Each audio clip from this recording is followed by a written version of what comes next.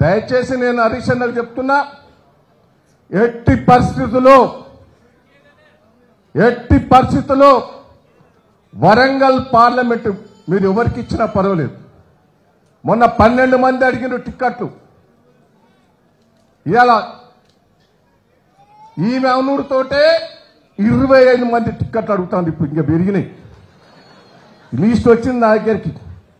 అప్పుడు 12 మంది అడిగిన, ఇప్పుడు ఎక్కువ 25 మంది అడుగుతాను. మీకు కసి కొద్ది ఉన్నాం, ఓడగొడతాం, పైసలు ఖర్చు పెట్టుకోనని జిద్దుకొచ్చారు.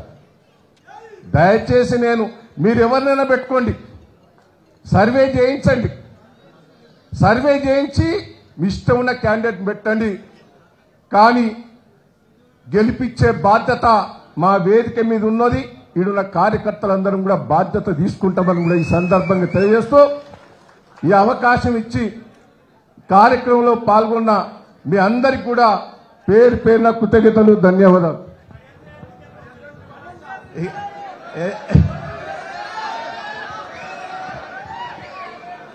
ఏం చెప్పాలి?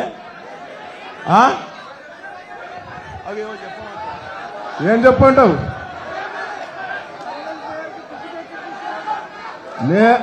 అమ్మా నేను ఇయ్యలే,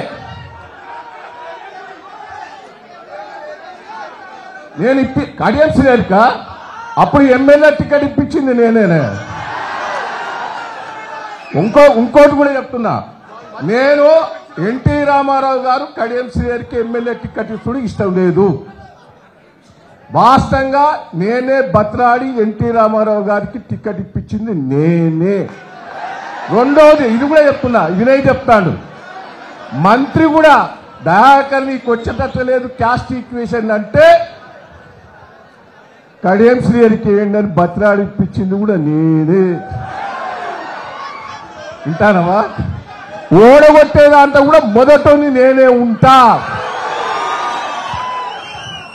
థ్యాంక్ యూ అన్న. జర మాట మీద నిలబడాలి, గ్రామ తిరగాలి. అదే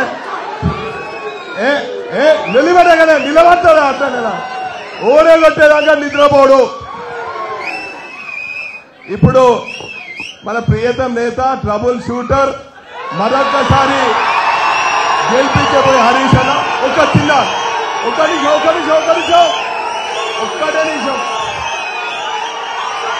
ఒక చిన్న సమస్య అరే చెప్తాను. అరే